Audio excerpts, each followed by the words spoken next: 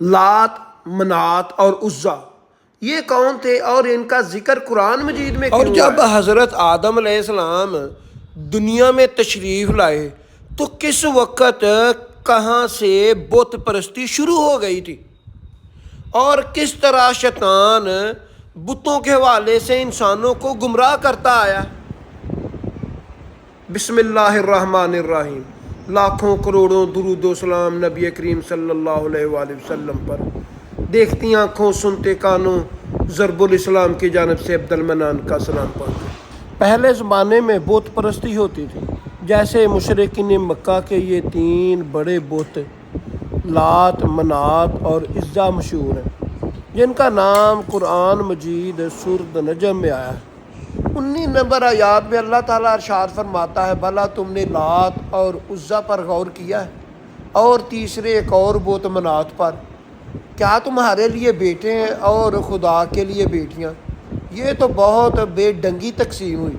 یہ محض نام ہے جو تم نے اور تمہارے باپ دادا نے رکھ لیے، اللہ نے ان کے حق میں کوئی دلیل نہیں اتاری۔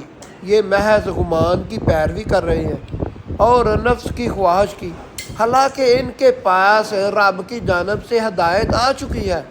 کفار ان تینوں بتوں کو خدا کی بیٹیاں مانتے تھے۔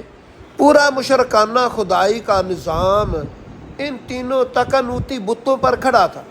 مشرکین کے مطابق لات کا کام خوشحالی زرخیزی لانا ہے، یعنی لات عوام کو خوبصورتی دیتا تھا، منات موت کی تقدیر کی ڈیل کرتا تھا۔ دوسرے لفظوں میں یہ بھی کہہ لیں کہ یہ فیصلہ سازی کا کام منات کے سپرد تھا۔ عزا سیاہ سفیدی کا مالک تھا اور عزا دن رات لانے کا کام کرتا تھا۔ مشرکین مکہ ان جہالت کے گٹا ٹوپ اندھیروں میں ڈوبے ہوئے تھے۔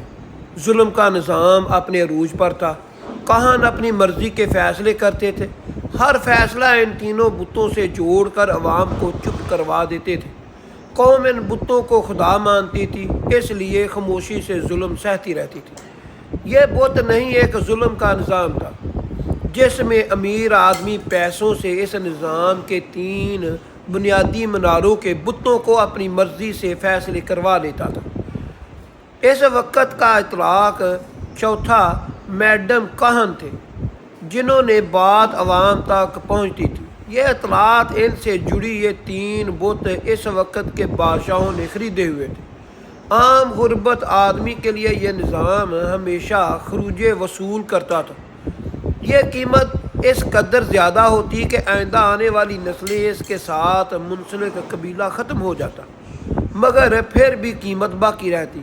آخر رب کا نظام کی رحمت نے جوش مارا۔ اللہ کے نبی صلی اللہ علیہ وآلہ وسلم کا ظہور ہوا، جنہوں نے لگاتار محنت کر کے اس کفر کا نظام ختم کر دیا، جس کے لیے صحابہ کرام کی قربانیاں بھی شامل ہیں۔ فتح مکہ ہوئی۔ ظلم کا نظام اور ان 3 مینار جس پر پورا نظام چل رہا تھا، لات، منات اور عزا، مکمل طور پر گرا دیے گئے۔ جب گرائے گئے تو آقا صلی اللہ علیہ وآلہ وسلم کی زبان پر یہ کلمات تھے، وَجَاءَ الْحَقُّ وَزَهَقَ الْبَاطِلُ إِنَّ الْبَاطِلَ كَانَ زَهُوقًا۔ حق آ گیا، باطل مٹ گیا، بے شک باطل مٹ جانے والا ہی تھا۔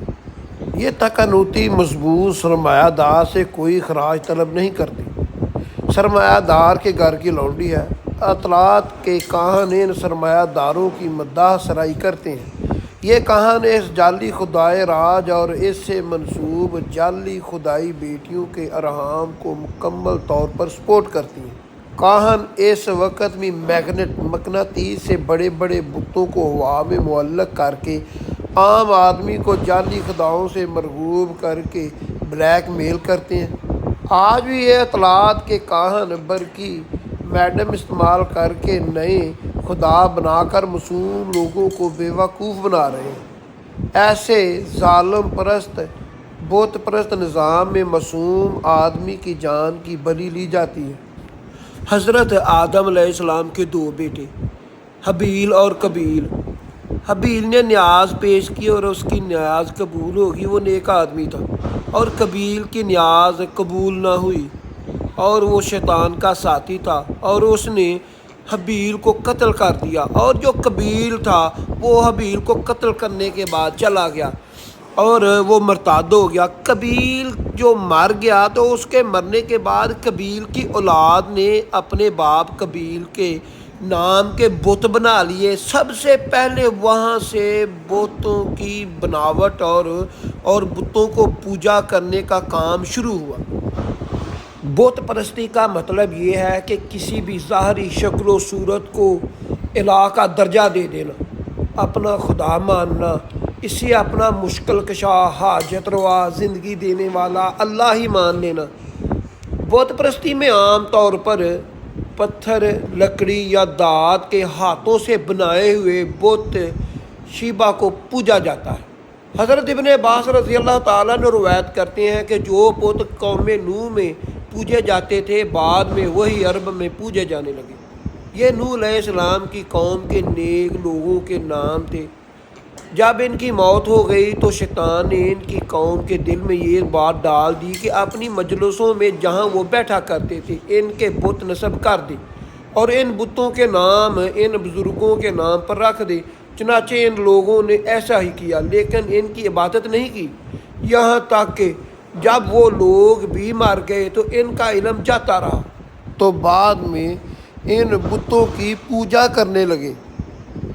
ایسی اچھی ویڈیو دیکھنے کے لیے میرا چینل ضرب الاسلام سبسکرائب کر لیں، بیل آئیکن کا نشان آن کر لیں تاکہ میری لیٹسٹ ویڈیو آپ کو وقت پر مل سکے۔